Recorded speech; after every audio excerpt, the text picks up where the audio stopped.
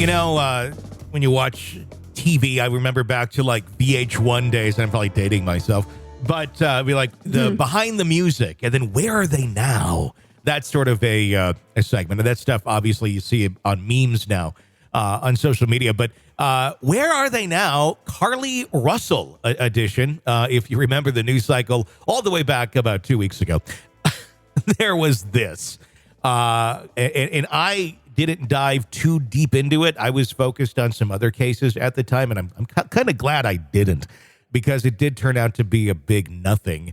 Carlee Nichole Russell, if you're new to this, like I am on this story, a 25-year-old Alabama woman whose disappearance ignited a statewide manhunt, admitted that she was not kidnapped earlier this month. The confession was made through her attorney, Emory Anthony, during a press conference held by Hoover, Alabama police earlier in the week. There was no kidnapping on July 13th, Anthony read from a statement issued by Russell, disputing the details that had previously gripped the nation. The lawyer elaborated that Russell was not involved in any kidnapping incident, had not been with an accomplice, and was neither in a hotel nor with anyone during the alleged period of her disappearance. My client did not have help in this incident. That this was a single act done by herself, Anthony continued, effectively shifting the narrative from that of a possible victim or of a horrendous crime to a self-inflicted fabrication.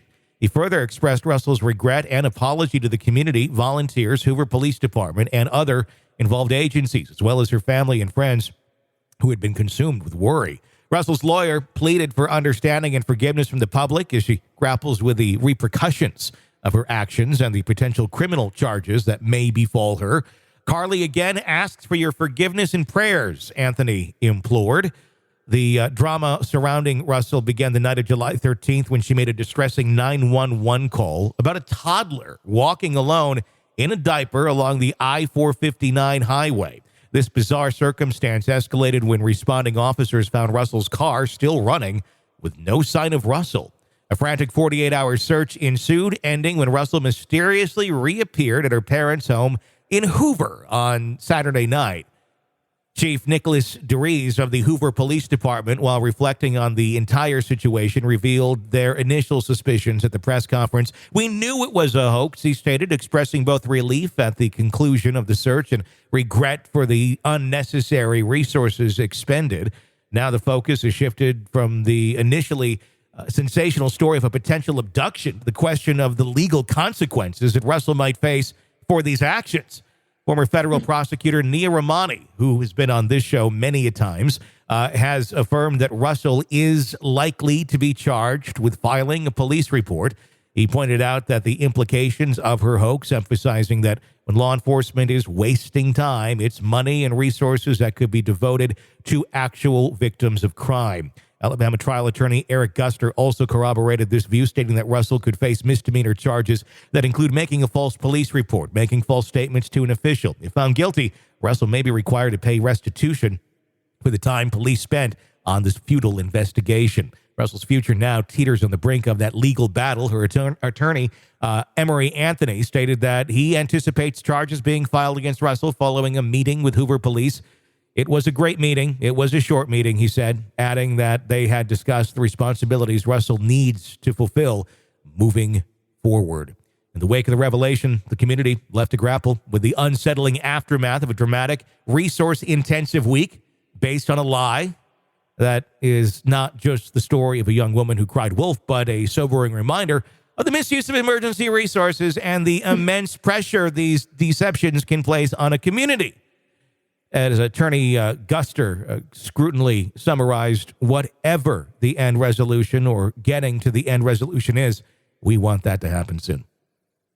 I think everyone does. I mean, when you look at this, you got to go, okay, why? What was the logical reason for this? Is this, again, narcissism at its finest? Yeah. And here's something else, too, that I want to point out that I think I read early on, and I just verified that I did read this correctly about this case, because after a while, they all start blurring together.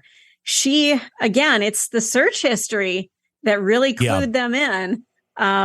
Hours before she was reported missing, she had looked up information about the movie Taken, which is about kidnapping, Mm-hmm. and Amber Alerts. So she had been planning something of this nature. I think you're right. Absolutely a huge, grandiose case of narcissism. Like, people aren't paying attention to me, so I'm going to do something big, and everybody's going to pay attention to me now. Yeah, I don't know more about this case, so it's hard to say for sure. But if I were to make a snap judgment on it, that's my guess is what's going on here.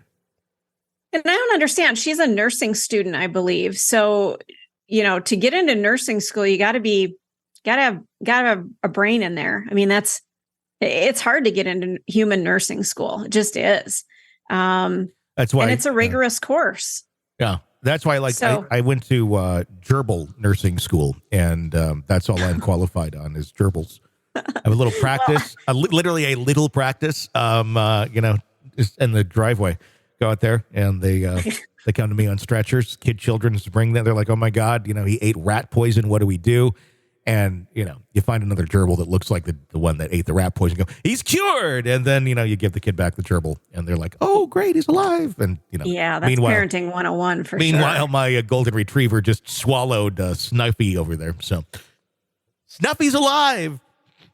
It happens. It happens. But yeah, I don't know what to do about this lady. And the other thing about the toddler, that's disturbing too. So that's really disturbing that she went dark like that. What was with the toddler wandering the side of the road? They have footage. There was no toddler. So this was made up as well.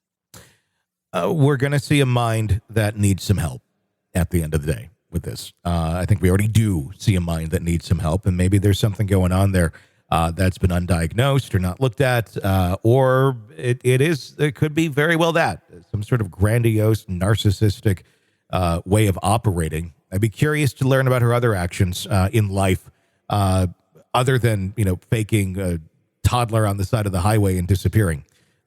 What other more breadcrumbs are there that show who she was prior to this? I think that would be very, very telling.